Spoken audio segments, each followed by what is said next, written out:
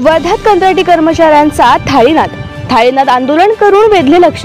वर्ध्यात कंत्राटी आरोग्य कर्मचाऱ्यांनी आंदोलनाच्या 16व्या दिवशी जिल्हा परिषदेच्या समोर थाळीनाद करत आंदोलन केले आहे। विविध नारेबाजी करीत कंत्राटी कर्मचाऱ्यांनी थाळीनाद केला आहे।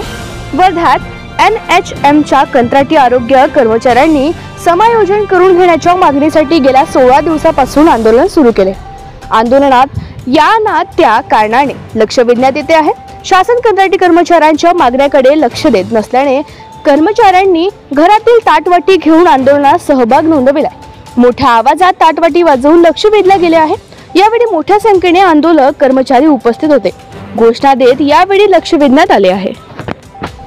आज आम्ही थाळीनाद आंदोलन यासाठी केलं आहे की मागील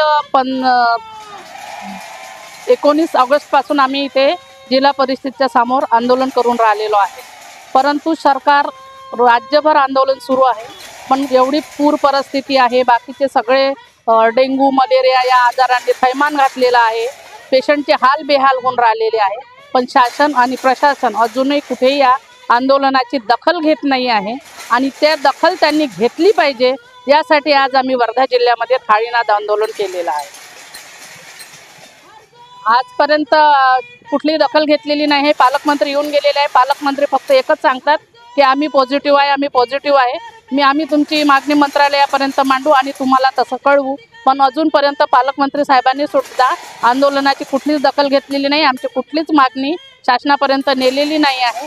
आणि आता जर समजा आम्ही एवढा 6 दिवसपर्यंत म्हणजे शुक्रवारपर्यंत असेच वेगवेगळ्या प्रकारचं आंदोलन करणार आहे। उद्या पण आम्ही काळा दिवस साजरा करणार आहे। संपूर्ण कर्मचारी आणि अधिकारी काळे वस्त्र परिधान करून येणार आहे आणि परत वेगवेगळ्या प्रकारचं आंदोलन आहे। आणि जर त्यांनी घेतलं नाही तर आम्ही सोमवारपासून साखळी उपोषण करणार आहे। त्याच्यातही जर सरकार मानले नाही तर आम्ही आमरण उपोषण करणार आहे।